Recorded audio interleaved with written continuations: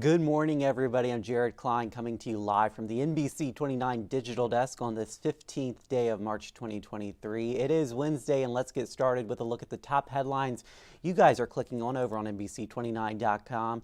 Coming in at number one in first place, Charlottesville police releasing a map of recent city shootings. At number two, 7 Henrico deputies charged with second-degree murder in a man's death. They are set to appear for a court hearing today. And then at number 3, Albemarle police chief addressing gun violence in the community. All right, well, the Charlottesville Police Department just released its latest data on gun violence. So far this year, city officers have responded to 50 calls for shootings or shots fired. Of those incidents, 4 are being investigated as homicides.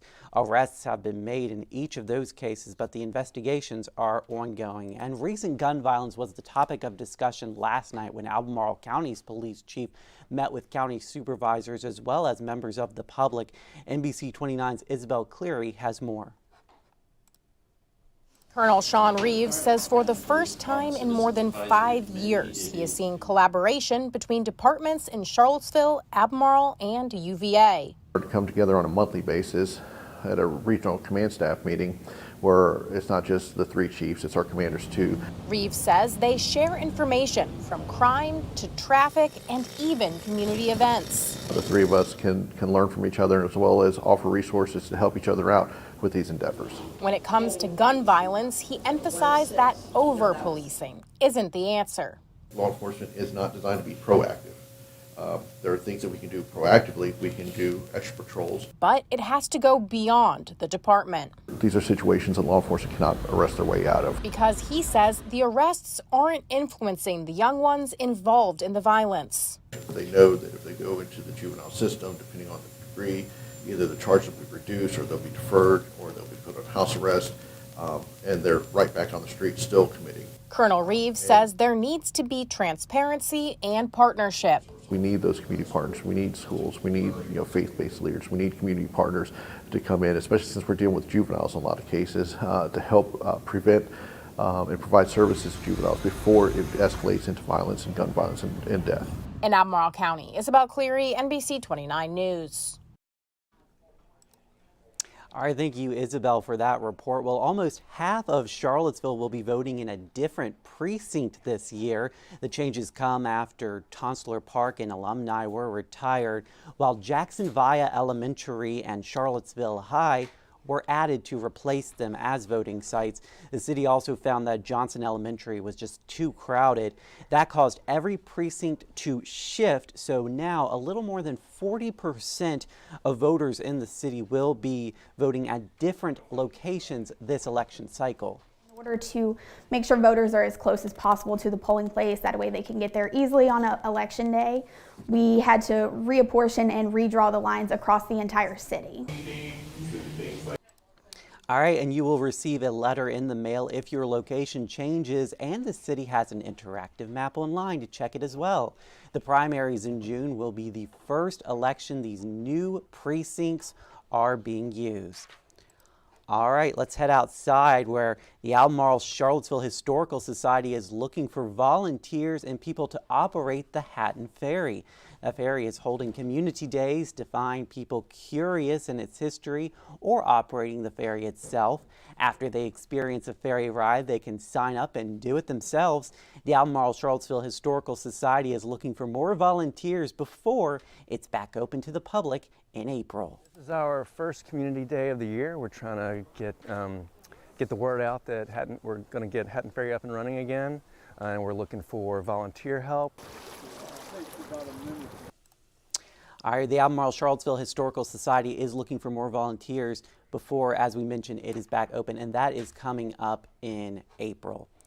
All right, well, here we go. Whose fans are ready for some March Madness? That game, of course, is tomorrow against Furman in Orlando, Florida, and it's the first round of the NCAA tournament. Now, this is the first time in more than 40 years the Furman Paladins have played in the Big Dance. For the past decade, 3 of its professors have used data to identify the likelihood of certain teams winning certain games. They say Furman's matchup against Virginia has the highest probability of an upset out of all the matchups in the opening round. The model, at least for us, shows that Furman has maybe a 40% chance of winning. Now, what does that mean? You know, that means that that still Virginia is favored to win. But if you're going to pick an upset or two in your bracket, that might be a good one to choose. Now, mathematics professor John Harris says the average percent probability of an upset taking place is in the mid-20s, so he and his team generally keep an eye on the games that have a percentage higher than 25%. And NBC29's Marty Hutloff is in Orlando, Florida. He's been posting pictures already, and we'll have our live coverage starting tonight at 5 o'clock right here on NBC29. All right, well, we started off the day on a chilly note, but things should be warming up out there, warmer than what we saw yesterday. Here's meteorologist David Rogers with a full look at what he's tracking.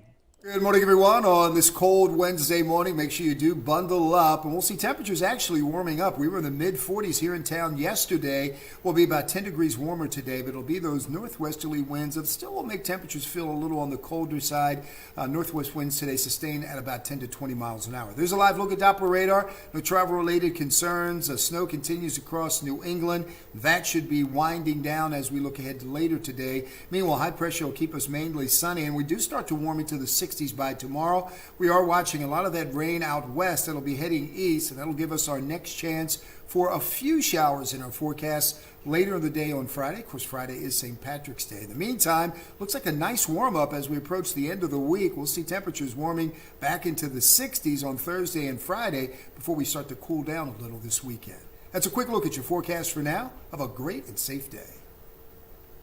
All right, thank you, David, for that as always. And here's a look at your Michael and Son Heating 7-day forecast. A high of 56 today, sunny and breezy, and then tomorrow warming up even nicer, partly sunny with a high of 64. Looks like we're going to stay around the same temperature for our St. Patty's Day on Friday, and then cooling down a bit for the weekend. Hey, I hope you guys have a great Wednesday ahead, and we'll see you again on NBC29 News at noon, and we're always live over on NBC29.com.